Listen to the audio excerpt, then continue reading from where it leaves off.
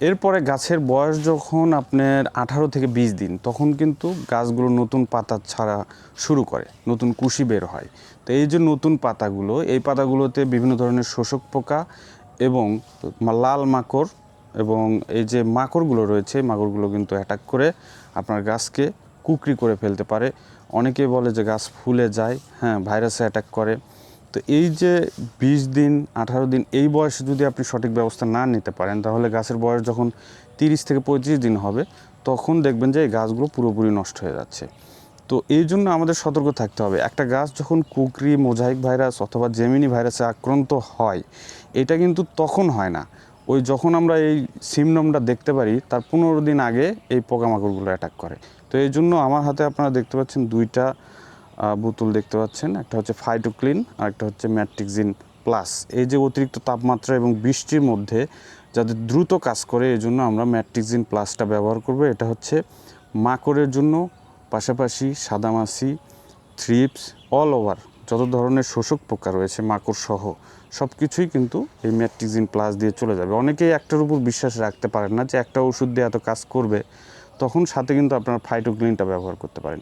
যাদের কাছে already attack শুরু হয়ে গেছে, হ্যাঁ, মোজাইক ভাইরাস অ্যাটাক শুরু হয়ে গেছে, গাছগুলো কুকরি হচ্ছে, যে কোনো বয়সেরই হোক না কেন, গাছের বয়স 2 মাস, 4 মাস, 6 মাস, যে ধরনের গাছই হোক না কেন, সেই সকল গাছে এই দুইটি ওষুধ একত্রে যখন আপনি একটানা 2বার ব্যবহার করবেন, এই গাছগুলোর দেখবেন যে ধীরে ধীরে পাতাগুলো ছেড়ে দিচ্ছে এবং কুকরি রোগ থেকে আপনার গাছগুলো মুক্ত রাখতে পারতেছেন।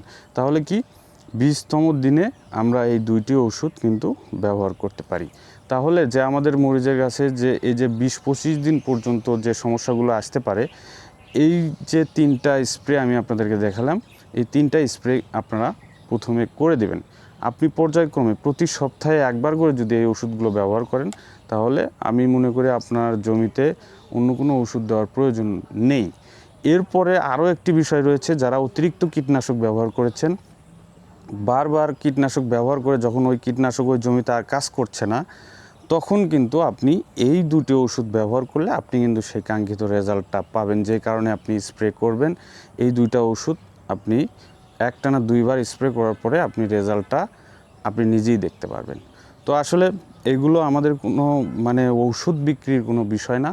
আপনাকে আমি একদম গ্রুপ এবং নাম ধরে ধরে বললাম, আপনি ওষুধ যে আমার কাছ থেকে নিতে হবে এটা না, আপনার এলাকায় এই নাম দেখে আপনি কিন্তু কিনে ব্যবহার করে দেখতে পারেন। আমার বিষয় হচ্ছে যে আমার ভিডিওগুলো আমাদের উদ্যোক্তাদের জন্য, আমাদের কাছ থেকে যারা চারা নিচ্ছে, পরামর্শ নিচ্ছে, তাদের জন্য। তো আপনারা সঠিক পরিচর্যা এবং সঠিক পরামর্শ মেনে আপনি সবজি চাষ করুন। আশা করি কাঙ্ক্ষিত রেজাল্ট আপনি সেখান থেকে পাবেন এবং দিন শেষে লাভবান কিন্তু আপনি হবেন। তো সবাই ভালো থাকবেন, সুস্থ থাকবেন, গ্রিন হাউস এগ্রো নার্সারির সাথেই থাকবেন।